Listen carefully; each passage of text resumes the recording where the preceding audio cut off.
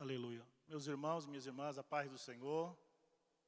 Grato a Deus, mais uma manhã para aprendermos um pouco da palavra do Senhor. Louvo a Deus pela vida do Bispo Ides, Bispa Neuza, Pastor Samuel, Pastora Cleoni. Deus abençoe, superintendência da Escola Dominical. Este que é um dos temas teologicamente mais difíceis. Ó mistério que há, que é a Trindade. Mas com a graça de Deus, creio que nesta manhã nós aprenderemos juntos um pouco mais acerca da Trindade. Antes de adentrar na lição, os irmãos que quiserem aprofundar depois, aprendi isso com o pastor Enoque, quer estudar um pouco mais, a pastora Micaela está recém-formada em inglês, você pode pedir ajuda para ela. Our Triune God, Nosso Deus Triuno, é um livro em inglês, muito prático, mas que ensina muito sobre a Trindade. A Devoção Trinitária de John Owen, um dos homens que mais trabalhou sobre a Trindade. E você que quer aprofundar, gosta de filosofia, tenha paciência, mas leia Agostinho, Gordon Clark. São obras puxadas, bem densas, mas com grande conhecimento. Então, não fique só na aula, porque em 40 e poucos minutos nós não conseguimos destrinchar aquilo que os pais da igreja passaram a vida inteira escrevendo e estudando acerca deste tema tão complexo.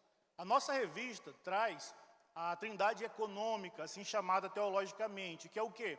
As funções, o trabalho, o executar de cada pessoa da Trindade. Mas se ficarmos só nisso, será algo muito raso, perto da profundidade da Trindade. Então quero dar aqui um panorama geral acerca da Trindade. Já aprendemos muito em todo o trimestre acerca dos atributos de Deus, algo que nos preparou para ter um conhecimento mais prático, mais fácil acerca da Trindade. Certo é que a palavra Trindade ela não consta nos escritos sagrados. Em nenhum texto bíblico que você abra vai encontrar a palavra Trindade. Mas a Bíblia está recheada de indícios que apontam para o Deus Uno e Trino, que apontam para a Trindade ou para a triunidade de Deus. Por mais que muitos pensem que, irmão Lincoln, é só uma doutrina complexa, de difícil aprendizado e que não há prática alguma. Até Immanuel Kant chegou a afirmar que era algo difícil. Quase ninguém compreenderia e jamais usaria isso na sua vida. Mas eu prefiro, pastor Lucas, as palavras de John Owen, dizendo que é uma das mais práticas doutrinas da Bíblia Sagrada, uma das mais práticas doutrinas de Deus. Não há como conhecer Deus deixando a Trindade de lado. Não há como ter um pleno conhecimento acerca do Senhor se não colocarmos em pauta aquilo que a doutrina da Trindade nos ensina. Porque é difícil compreender a Trindade, e os pais da igreja esgotaram ao máximo que puderam o assunto e não resolveram toda a questão de explicação da Trindade. Alguns chegam a dizer que ela é ilógica e irracional. Mas um dos maiores escritores da Trindade, Owen, também diz que ela não é irracional. Ela é supra-racional, porque ela vai além da compreensão humana. É aquilo que nós aprendemos em todo este trimestre, vários professores citando. Não há como conhecer Deus na sua plenitude. Se nós conseguíssemos, pastor Enoque Vieira gosta desta expressão, dissecar Deus, nós assumiríamos a posição acima dele e ele estaria abaixo de nós. Então é sim uma doutrina complexa, mas que Deus vai se revelando, assim como muitas outras doutrinas. Deus nos dá uma luz para que venhamos a ter um conhecimento, aquilo que Atanásio, já nós vamos aprofundar sobre ele disse, que nós conseguimos ver apenas a bainha dos vestidos de Deus. O restante, os querubins tampam com suas asas para que nós não contemplemos. Então esse é o teor da Trindade, uma doutrina difícil, complicada um pouco de entender, mas Irineu, pai da igreja, disse, sem o Espírito do Senhor não é possível ver o Filho de Deus. Nem sem o Filho alguém pode se aproximar do Pai, porque o conhecimento do Pai vem pelo Filho, e o conhecimento do Filho é através do Espírito Santo. Então, se queremos conhecer a Deus verdadeiramente, precisamos ter sim uma boa noção acerca da Trindade. Irmão Lincoln, é a doutrina da Assembleia de Deus, está na declaração de fé da Assembleia de Deus, mas infelizmente muitos de nós não conseguem sequer dar um panorama, uma explicação breve da Trindade. E o que é então, irmão Lincoln, esse pensamento trinitário? Não um pensamento triteísta de três deuses, mas um pensamento trinitário que a Assembleia de Deus crê, está na nossa declaração de fé, e os credos da história do início da igreja reafirmam. O pensamento da Trindade nada mais é que há um Deus em essência, porém existem três pessoas. Procurando uma palavra, e é difícil no português achar algo, mas vamos usar de forma, entre aspas, três pessoas que compõem esse Deus triuno. Há um só Deus. Deuteronômio capítulo 6 afirma isso, só o Senhor. No Novo Testamento, inúmeras referências, vamos ver isso. Porém, existem em Deus três pessoas distintas: o Pai, o Filho e o Espírito Santo. Pastor Fabiano, por que é tão complexo olhar isso? Um Deus só, mas formado por três pessoas. Porque todas as coisas que nós ouvimos, nós tendemos a trazer comparações para algo que conhecemos. A Trindade é o único assunto que foge da realidade de comparações. Por mais que muitos filósofos, muitos teólogos tentaram comparar, C.S. Lewis chegou a comparar a Trindade dizendo: os três espaços que existem, mais um espaço só. Nós, no início da escola dominical, e quando eram mais novos, escutamos que como se fossem os três estados da água: sólido, líquido e gasoso. Todo mundo já ouviu falar sobre isso. Alguns estudiosos tenderam a comparar a Trindade ao trevo de 4 folhas. É uma folha só, mas formada por 3 partes. Porém, qualquer analogia que nós façamos acerca da Trindade não chegará perto acerca do que ela realmente é. Deus é um Deus indivisível. Ele é um Deus mas formado, entre aspas, repito, por 3 pessoas: Pai, Filho e Espírito Santo. Mas, irmão Lincoln, isso não cai num triteísmo, num pensamento de 3 deuses? Não, porque há uma essência. Se nós ensinássemos e pregássemos que a essência, substância, e já vou explicar sobre o que é isso, os termos teológicos, essência e substância, aí pensaríamos sim que existem 3 deuses. Mas a doutrina da Trindade é bem categórica em afirmar: só há um Deus. Porém, existem 3 pessoas, as quais vivem em uma igualdade. Nenhuma pessoa é mais proeminente que a outra. Nenhuma tem mais atributos que a outra. Todos os atributos que nós aprendemos durante todo este trimestre estão presentes nas 3 pessoas da Trindade. Isso que é complexo, porque enquanto eu estou falando da Trindade, na sua mente você está tentando elaborar uma imagem de como será um Deus e 3 pessoas. Não há uma imagem a ser formada. Nós tomamos a doutrina da Trindade, segundo os escritos bíblicos, pela fé, e esta é a grande dificuldade da compreensão acerca da Trindade. Agostinho, difícil ler, eu li, mas é difícil você ler o livro De Trinitate de Agostinho. Eu li dos livros 9 ao 13, quase parei pela metade, e olha que só trabalhei em cima destes livros. Mas ele traz um pensamento de que a vida é formada pela Trindade. Ele diz: há a mente, há o conhecimento e há a vontade. Ele chega a dizer: há o que ama, o que é amado e o amor. O que vê, o que é visto e a visão. E Agostinho vai tratando isso tudo, mostrando que a vida é uma Trindade. Mas, irmão Lincoln, é difícil compreender como 3 pessoas constituem-se uma essência. Quando nós olhamos de forma prática o relacionamento do homem e uma mulher, a Bíblia diz: unir-se-ão e tornar-se-ão uma só carne. Mas são 2 pessoas distintas. De uma forma fácil de entendermos, tentarmos captar sobre a Trindade, é isso. As 3 pessoas não são 3 essências. 3 pessoas constituem uma essência só e uma substância só, formando um Deus triuno, o único Deus que há. Saindo um pouco dessa parte mais puxada, mais densa, por que destes termos essência, substância? Quando os pais da igreja sentaram para elaborar a doutrina da Trindade, foi procurado termos que facilitassem a compreensão, mas o grande problema, pastor Eliseu Lima, é que a linguagem ela é dinâmica. Uma palavra que se usa numa época e anos depois, ela já é utilizada muito e torna-se, então, difícil a compreensão. Primeira vez em que começam a surgir ensaios acerca da Trindade é ainda no século de número 2. Teófilo de Antioquia cita o termo trias. Mas depois, no século 3, Tertuliano cita trinitas. E começa-se então, pastor Samuel, uma elaboração maior acerca do pensamento da Trindade. A primeiro homem teólogo a utilizar a palavra pessoa, persona do latim, foi Tertuliano. Então buscou-se termos, certo é que não são 100% adequados devido a este avanço dinâmico da linguagem a cada ano, mas que trouxesse uma compreensão. Então 3 pessoas distintas, coexistentes, coeternas. Nunca houve um tempo, conforme nós veremos, em que uma das pessoas da Trindade não existisse. Isso que torna às vezes difícil as pessoas entenderem, e muitas teologias erradas surgiram em todo o tempo.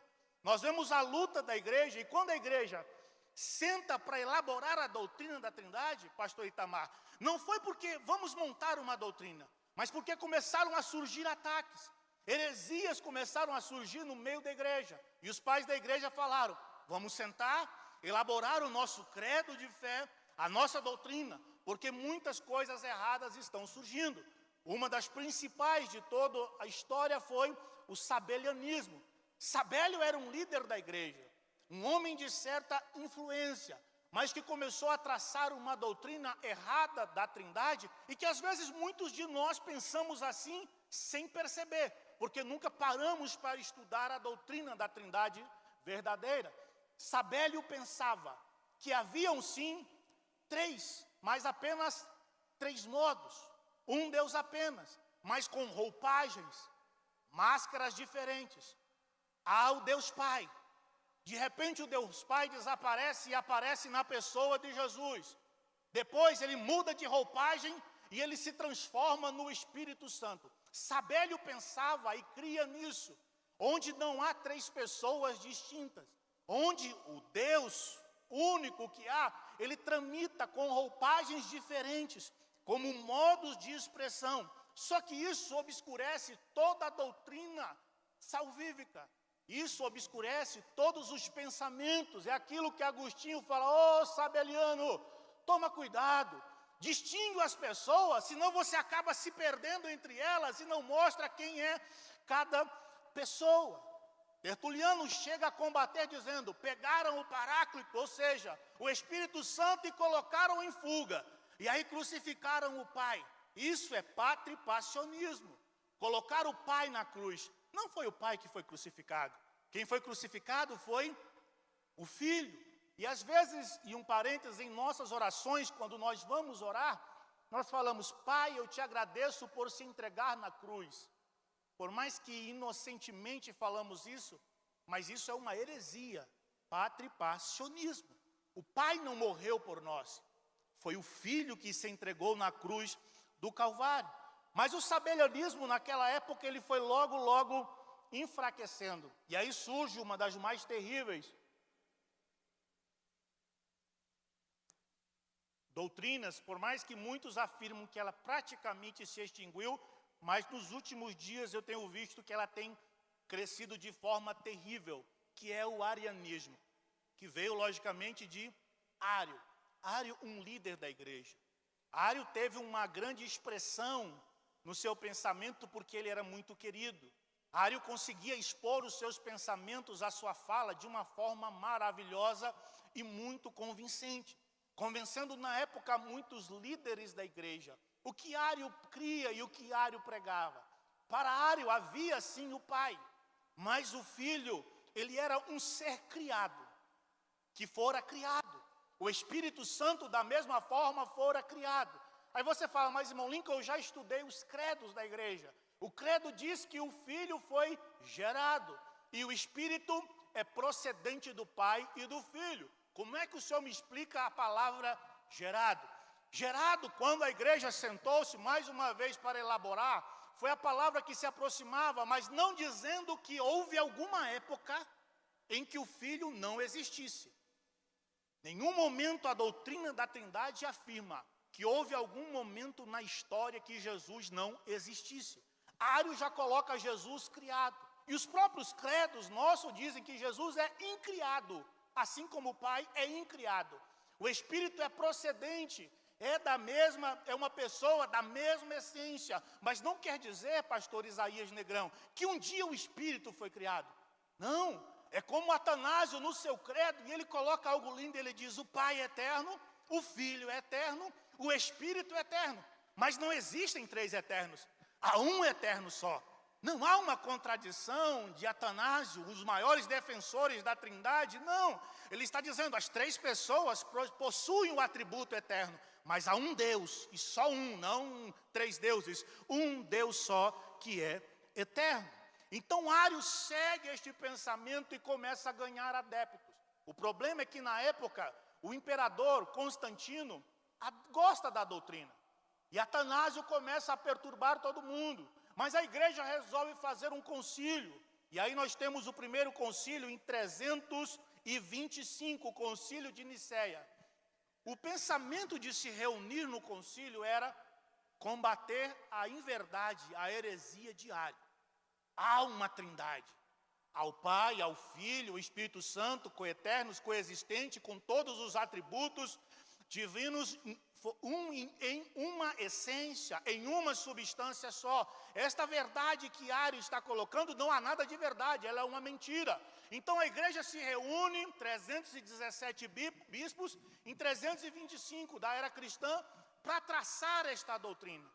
Naquela época, Eusébio, o historiador, conta que Atanásio, e falaremos bastante de Atanásio nesta aula, Atanásio era um diácono, secretário do bispo de Antioquia.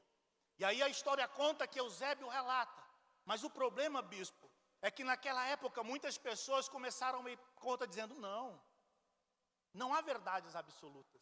Dias atuais, não há verdades absolutas. Vamos dar um jeito de tentar colocar as duas verdades. O que Ário ensina e o que a igreja está ensinando, dá para conciliar. E Atanásio bate o pé, dizendo não. E posteriormente, após a morte do bispo de Antioquia, ele assume como bispo. E aí, ferrenhamente, ele diz, não, a verdade de Deus é absoluta, Deus é uno, Deus é trino, e Deus triuno, com três pessoas, Pai, Filho e Espírito Santo. Não houve nenhum momento na história onde nenhum deles existisse, por toda a eternidade existiram e por toda a eternidade existirão. Não houve um momento de alguém ser criado, nenhum deles é inferior ao outro. O imperador, que tinha sido até mesmo batizado por um discípulo de Ário, por várias vezes exila Atanásio, mas ele segue defendendo o pensamento da Trindade, mostrando a verdade que a igreja acredita, e pensando, não há como conciliar. A partir do momento que nós dissemos que Jesus não existiu há algum tempo, nós rompemos e derrubamos todas as doutrinas existentes. A nossa fé passa a ser uma fé vã, porque se uma criatura pode se entregar na cruz para trazer a remissão de todos os pecados, eu e você poderíamos fazer o mesmo. Seria uma doutrina inválida. E Atanásio segue na sua defesa. Alguns chegam até ele e falam, Atanásio, o império, o mundo inteiro está do lado de Ário. E aí você quer agora combater o mundo inteiro? Deixa isso para lá, vamos tentar conciliar. Aí Atanásio diz, é algo quando você lê sobre Atanásio, vai encontrar do latim, Atanásios contra mundo. Atanásio diz, ainda que eu esteja contra o mundo inteiro, eu vou defender a doutrina da Trindade.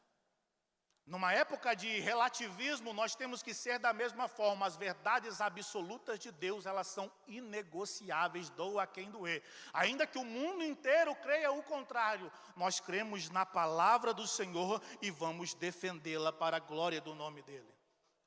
Anos posteriores, o Nicéia novamente, o concílio se reúne para fazer adendos, porque falou-se muito sobre o Pai e sobre o Filho, combatendo aquilo que Ário falava, que Jesus era criado, teve um tempo em que ele não teve, então se reuniram. Só que quando foi em 380 e poucos, 381, o concílio se reúne, porque pensam, nós erramos em alguma coisa, nós esquecemos de falar do Espírito Santo.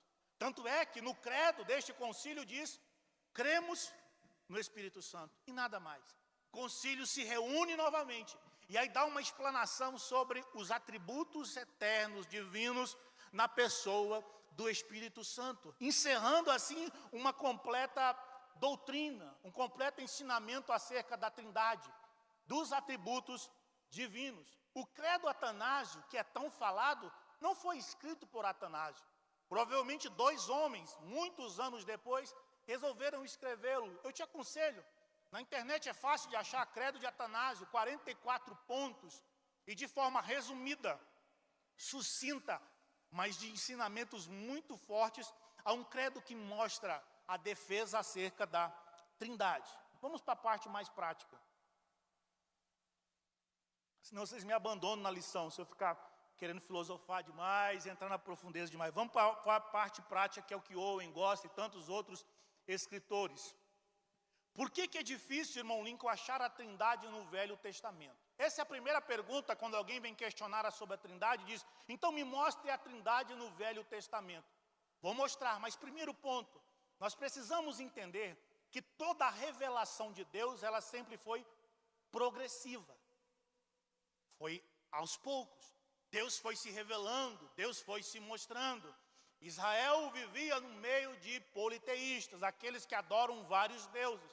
E Deus sempre teve o cuidado de expressar a sua doutrina de forma correta, coerente. A própria declaração de fé das Assembleias de Deus, eu recomendo os irmãos a ler, para saber a igreja que nós congregamos, o título Assembleia de Deus, o que ela crê. E é bom nós entendermos para defendermos as doutrinas que nós cremos, logicamente, são baseadas na Bíblia Sagrada, todas as doutrinas da Assembleia de Deus. E aí, quando a gente abre já de cara a declaração de fé, nós encontramos Gênesis capítulo 1, versículo 1, que diz, no princípio criou Deus os céus e a terra. Deus ali está escrito Elohim. Quando se coloca o I e o M ao final de uma palavra no hebraico, está se dizendo que há uma pluralidade. Quando diz então, Deus criou os céus e a terra, ali está escrito uma pluralidade. Para nós que cremos na Trindade, conseguimos perceber de forma bem fácil. Mas, irmão Lincoln, aí você tem que conhecer o hebraico, é difícil. Vamos mais para frente. Gênesis capítulo 1, versículo de número 26. Há uma expressão de Deus, dizemos, façamos o homem à nossa imagem e semelhança. Os que não gostam da Trindade podem dizer, não, peraí, irmão, Deus estava conversando com os anjos, com os seres celestiais.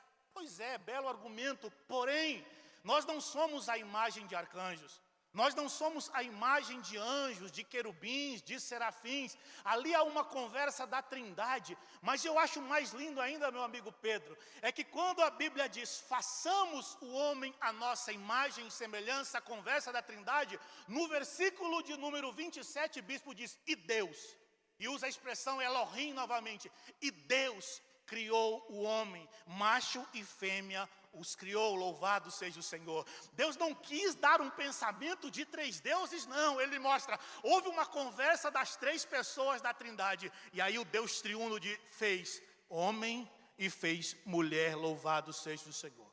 Precisamos entender essa revelação progressiva que Sproul trata em um dos seus livros, mostrando que Deus aos poucos vai se revelando. Deus aos poucos vai se mostrando. Quando chegamos ao Novo Testamento,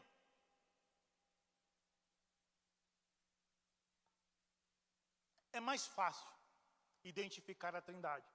Lógico, é aquilo que Agostinho diz, o Novo Testamento está escondido no Velho, e o Novo é ligado ao Velho e o revela. Não que há uma errônea revelação da parte de Deus com relação à revelação progressiva. Não é isso. É que Deus vai mostrando e aos poucos Ele vai completando este plano para conhecimento dos seus filhos e para a nossa compreensão. Porque o Novo Testamento ele vem, e João nas suas cartas ele defende muito a deidade de Cristo, a divindade de Cristo. Aquilo que Ario queria fazer, tirar a divindade de Cristo, colocando ele como uma criatura, é algo que ferozmente João defende nos seus escritos, mostrando Jesus tem sim atributos divinos, Jesus é Deus, ele tem a divindade sobre ele não é um ser criado. E aí João capítulo 1, versículo 1 diz, no princípio era o verbo, e o verbo estava com Deus, e o verbo era Deus. Não é como os nossos queridos aí, testemunhas de Jeová, colocam a tradução Deus com D minúsculo, de um cara que na década de 60, mais ou menos, traduziu a Bíblia erroneamente, não. Deus com D maiúsculo, Jesus tem os atributos divinos, ele estava na criação. E quando nós olhamos a Bíblia, diz que Deus nos elegeu em Cristo Jesus desde antes da fundação do mundo. Então Jesus não apareceu quando a Virgem Maria o concebeu, não. Lá na eternidade ele já estava, ele é o alfa, ele é o ômega, ele é o princípio e ele é o fim, louvado seja o Senhor. João capítulo de número 20. Quando Jesus ressuscita, e aí as pessoas começam a dizer, Jesus ressuscitou, tá aquela alegria. Tomé fala, não estou acreditando não. Eu só acredito que Jesus ressuscitou se eu tocar nas feridas e ainda encostar na lateral dele. Aí Jesus aparece, pastor Fabiano, diz, então toca. E aí Tomé diz, Senhor meu, Deus meu. Mais uma prova da divindade de Cristo. Colossenses 2:9, porque nele, a respeito de Cristo, habita corporalmente toda a plenitude da divindade. Em Cristo há divindade. No Pai ninguém tem dúvida com relação a isso, mas irmão Lincoln, e o Espírito Santo? Atos dos Apóstolos, capítulo de número 5. A Bíblia diz aquele erro grave que Ananias e Safiras cometeram, ninguém era obrigado a vender a terra e dar para a igreja. A Bíblia diz que de acordo com as necessidades, voluntariamente os crentes entregavam as propriedades para ajudar os necessitados. E aí eles resolvem vender uma propriedade e mentir sobre o valor que tinham mentido. Eles nem eram obrigados a vender, muito menos obrigados a entregar na igreja, mas mesmo assim eles resolveram mentir. E aí Pedro no versículo de número 4 diz, vocês mentiram ao Espírito Santo de Deus. No versículo 5 ele diz, vocês não mentiram tão somente para homens, vocês mentiram a Deus. Prova da divindade do Espírito Santo. O Espírito Santo não é uma força capacitadora, não é uma força positiva que nos impulsiona, que nos capacita tão somente para fazer a obra, não. Nós veremos a importância da pessoa do Espírito Santo de Deus já. 1 Coríntios 2:11 diz, assim, ninguém sabe as coisas de Deus, senão o Espírito de Deus. Onisciência no Espírito Santo. Aprendemos as aulas para trás que onisciência é um atributo divino. Sendo assim, pastor Anei, o Espírito Santo também tem atributos divinos. É uma pessoa, Pai, o Filho e o Espírito Santo, que formam uma essência. E quando seguimos olhando para o Novo Testamento, aqueles que têm dificuldade de distinguir as três pessoas da Trindade, um texto célebre é o batismo de Jesus. Jesus vai até João Batista para ser batizado nas águas. O Pai dos altos céus diz, este é meu Filho amado em quem me comprazo. Ali está Cristo em forma humana. E a Bíblia diz que o Espírito Santo em forma corpórea vem. Aí eu pergunto ao sabelianismo, como vocês me explicam as três pessoas da Trindade bem distinguidas num texto desse, dizendo que são somente formas, onde Deus vai tomando formas e se mostrando?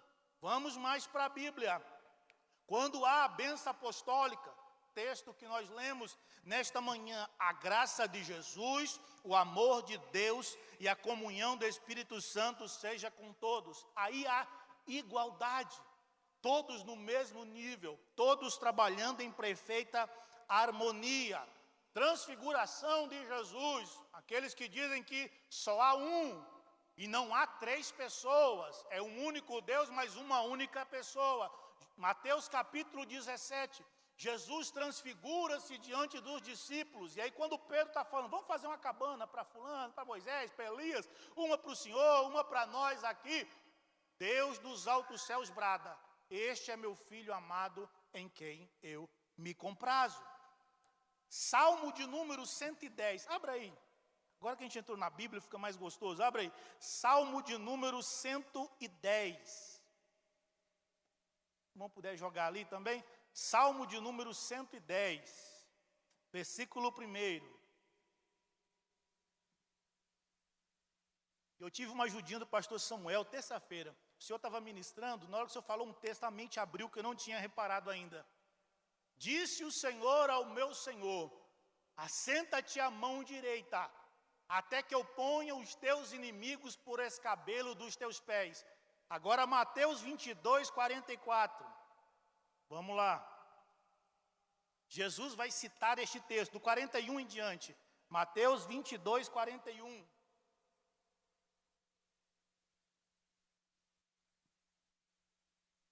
Mateus 22, 41 em diante diz: e estando reunidos os fariseus, interrogou-os Jesus, dizendo: que pensais vós do Cristo? De quem é filho? Eles disseram: de Davi.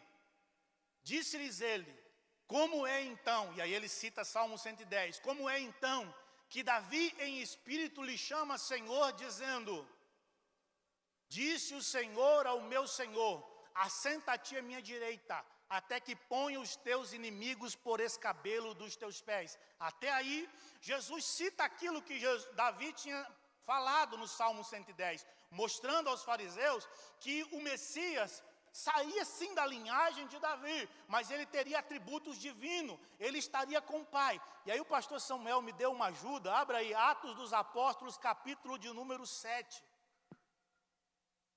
Texto que todos os livros, 8 livros que eu li para preparar essa lição, nenhum deles citou esse texto. Aí o pastor Samuel pregando terça-feira, a mente abriu. Atos 7, versículo de número 55. Atos capítulo 7, versículo 55, falando sobre Estevão.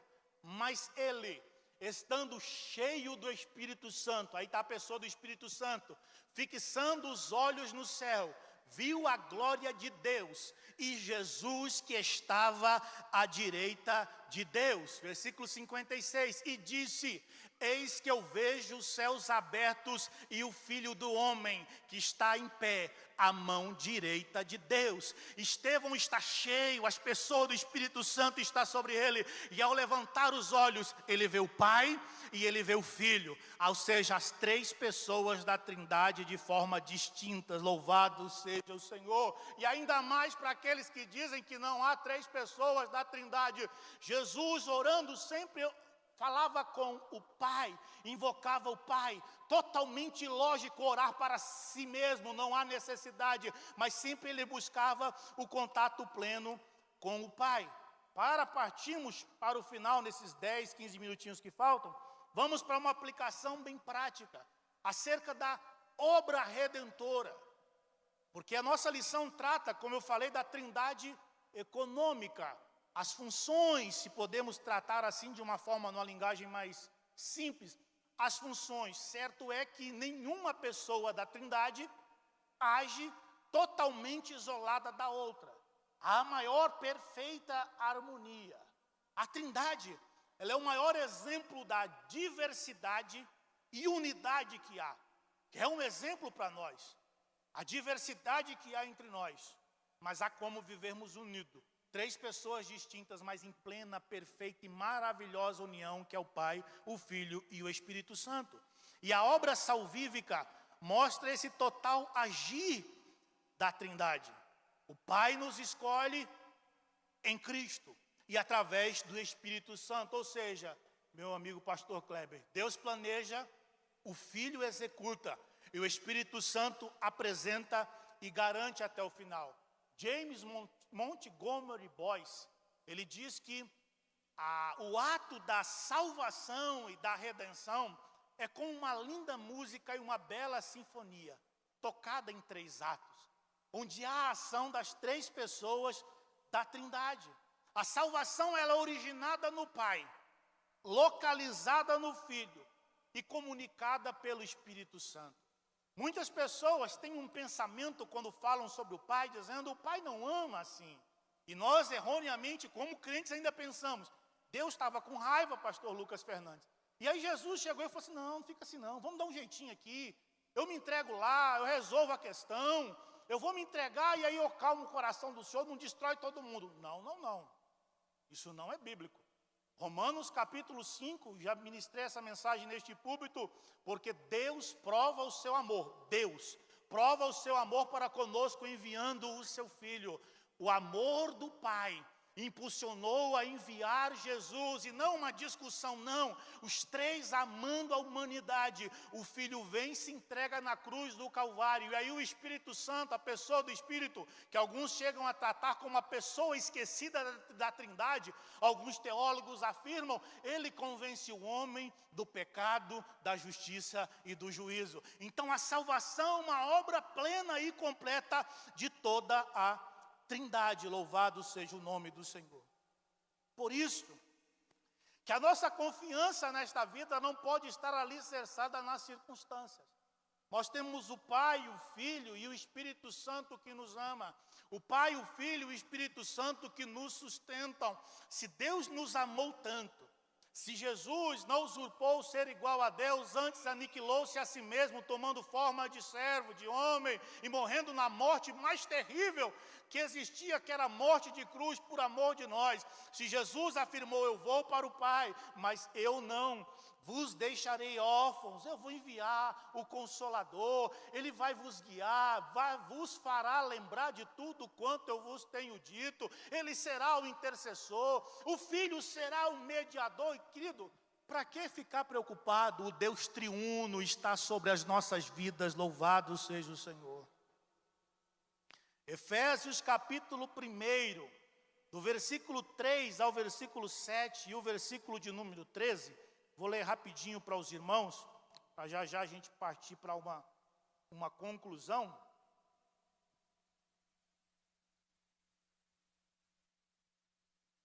Efésios capítulo 1, versículo 3 em diante diz, e há uma plena expressão da Trindade.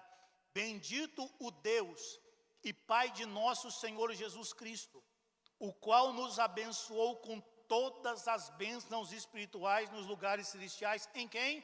Em Cristo. Como também nos elegeu nele, em Cristo, antes da fundação do mundo, para que fôssemos santos e irrepreensíveis diante dele em caridade.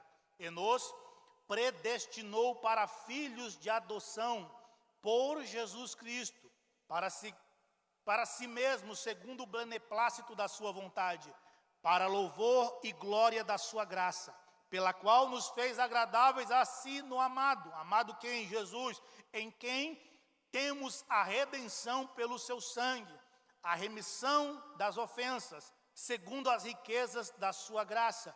Versículo 13, em quem também vós estáis, depois que ouvistes a palavra da verdade, o evangelho da salvação, e tendo nele crido, fostes selados com o Espírito Santo da promessa, o qual é o penhor da nossa herança, para a redenção da possessão de Deus, para louvor da sua glória. Paulo traça em sua carta aos Efésios o panorama do plano salvífico com as três pessoas da Trindade agindo, o Pai abençoando, elegendo-nos em Cristo, predestinando-nos em Cristo, e o Espírito Santo sendo o selo, sendo o penhor. Charles Hodge, ele diz, explicando sobre o penhor, que ele era um pagamento antecipado, um compromisso assumido de que futuramente se completaria e se pagaria.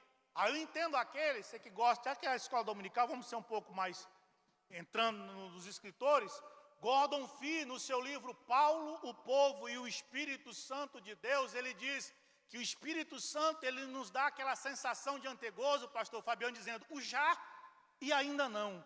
Ou seja, quando nós nos entregamos a Cristo, temos o Espírito Santo de Deus e pensamos, é o céu, é maravilhoso, mas é o já. Mas o ainda não, porque a glória que em nós será revelada não há de se comparar com o que nós sentimos aqui. Se é um culto maravilhoso, a presença de Deus é gostosa, que dirá assentarmos ante a face de Deus, sendo iluminados por Deus, na glória de Deus, não tendo uma separação entre o nosso corpo físico, não, nós estaremos lá como Ele é, vendo como Ele é e passando a eternidade com o Senhor. Então a Trindade, ela é uma realidade, não é algo florido, não é algo criado no coração do homem. Deus se revelou de forma progressiva. E as três pessoas da Trindade, elas trabalham. E aí a nossa revista, para podermos concluir, ela vem traçando este trabalho. Mas eu repito, jamais pense que alguma pessoa da Trindade, do Deus único, ela trabalha totalmente contrária à outra. Gordon Clark começou com ensaios sobre a intelectualidade separada de cada pessoa da Trindade. Mas é filosofia demais, deixa para os filósofos. Vamos para a revista. Fala sobre Deus Pai, que Ele é o Criador, o sustentador e Ele é o provedor. Deus criou todas as coisas, mantém todas as coisas em ordem. Impossível o universo manter-se como se mantém, se não há uma mão que o criou e que coordena e comanda todas as coisas para funcionarem em perfeita harmonia. Deus é o provedor porque Ele provê o sustento não só para os crentes. Nós ouvimos falar e já ouvimos tantas vezes sobre a graça comum. O que é a graça comum? Deus faz subir o sol e a chuva sobre quem é crente e quem não é. Todo dia o dia nasce, crente planta, prospera a agricultura dele, o descrente também, trabalhou, dá certo. Então essa é a graça comum, que sustenta, Deus provê, Deus abençoa, Deus está conosco. Quando vamos aqui para a revista, para o Filho, e o autor bem coloca sobre o credo de Atanásio, que nós já comentamos um pouco, e agorinha eu vou dar uma lida em alguns pontos do credo para finalizarmos. Ele mostra essa luta pela divindade de Cristo, para se defender, não para provar, porque Jesus tem os atributos divinos. Ele é o libertador, o mediador e o salvador. Libertador porque João 8 diz, e conhecereis a verdade, e a verdade vos libertará. Somente em Cristo, e através de Cristo, o homem consegue plena liberdade do pecado. Liberdade não é ir para onde você quer, liberdade não é tomar decisões na vida que todas as pessoas têm essa capacidade de tomar. Liberdade é dizer não ao pecado. Ter o Espírito Santo de Deus e o manjar se aparecendo diante de si, dizendo, não, eu fui liberto, eu não volto para esta vida mais. Ele é o Salvador, porque Ele é o caminho, a verdade e a vida. Ninguém vem ao Pai a não ser por Ele. Não há como o homem ser salvo se não for através de Jesus. Porque quando nós olhamos para Jesus, e João capítulo 14, Jesus está falando, não se turbe o vosso coração, credes em mim, em Deus, na casa do meu Pai há muita morada, e por aí vai. E aí Filipe diz, mostra-nos o Pai. E Jesus, espera aí, eu estou há tanto tempo convosco que vocês me pedem ainda para ver o Pai, porque olhando para Jesus, nós temos o pleno conhecimento de quem é Deus, de como Ele é, de como Ele pensa. A vida de Jesus exala a quem é o Pai, a quem é Deus. Então, olhando para Jesus, nós encontramos a salvação. A salvação está plenamente localizada em Jesus, porque quando eu olho para Jesus, eu vejo quão falho eu sou. Quando eu olho para a beleza da santidade de Jesus, eu vejo, eu preciso de uma mudança de vida, eu preciso me aproximar de Deus, e para me aproximar é somente me arrependendo e reconhecendo Jesus como o único e suficiente Salvador da minha vida. E aí a terceira pessoa da Trindade, a pessoa esquecida muitas vezes por nós, o Espírito Santo, Consolador, Convencedor e intercessor. Ele nos consola. Jesus disse que iria ao Pai e enviaria o Consolador. Nos momentos de aperto, nos momentos difíceis, o Espírito Santo dá a alegria, dá o gozo. Vocês acham, irmãos, que quando os discípulos apanharam em Atos dos Apóstolos, eles ficaram alegres por força própria? Não. Era a alegria que o Espírito Santo estava concedendo de apanhar em nome de Jesus, de ser digno. Então, mesmo em meio às aflições de todas as portas fechadas, o Espírito Santo consola e nos traz paz, nos traz gozo, nos traz ânimo. Ele é o convencedor, porque não é por argumentos racionais. Ninguém é convencido com uma doutrina humana. Não, é o Espírito Santo do Senhor que convence o homem do pecado, da justiça e do juízo. Da mesma maneira também o Espírito ajuda nas nossas fraquezas. Romanos capítulo 8. A Trindade, a triunidade de Deus, nós somos trinitaristas, não triteístas. Trinitaristas, cremos num Deus em essência, e há 3 pessoas distintas, Pai, Filho e Espírito Santo, que todos os dias estão conosco, todos os dias nos acompanham. Se antes de houver dia, o Senhor já era, Isaías diz isso, Deus não precisava criar o mundo, Deus não precisava criar os seres humanos, Ele é coexistente, eles existem sem dependência alguma e de nada. Mas Ele resolveu na eternidade criar o mundo, e criar a mim, e criar a você. Então, louve ao seu Deus, porque Ele não precisava de nós, mas Ele nos criou. Ele não precisava nos perdoar, mas nos perdoou. Ele não precisava nos amar, Ele existia sem nós, mas mesmo assim Ele nos amou e nos resgatou, e preparou um céu para nós que Ele não precisava preparar. Ele poderia continuar existindo por todo sempre, mas Ele nos quis fazer para que lá estivéssemos. Então coloque-se de pé para orarmos e adorarmos este Senhor Deus Todo-Poderoso. Tem muita coisa ainda sobre a Trindade, mas o tempo não nos permite. Como falei, se os pais da igreja passaram a vida inteira escrevendo e não esgotaram o assunto, não seríamos nós aí em 40 e poucos minutos. Mas vamos louvar esse Deus triuno, Deus uno e trino, que nos ama e que preparou um plano redentório, salvífico para todos nós. Pai, em nome de Jesus, nós adoramos o Teu nome. Eu agradeço a Ti por Tua bondade, misericórdia, por preparar-nos esta manhã de aprendizado. Pai, que a Tua palavra fique em cada coração, Senhor meu Deus. Ajuda-nos a conhecer cada vez mais o Senhor. Certo é, Pai, que nunca conheceremos o Senhor plenamente, mas nos ajude a animar, a estudar cada vez mais, aprender com o Senhor, e não somente aprender, mas se relacionar contigo em nossas orações, em nossas consagrações. Abençoa o Teu povo, abençoa a Tua igreja e continua sobre nós, meu Pai, em nome de Jesus. Amém? Você pode assentar bem dizendo o Senhor. Obrigado, bispo, bispa, pastor Itamar e toda a superintendência em nome de Jesus.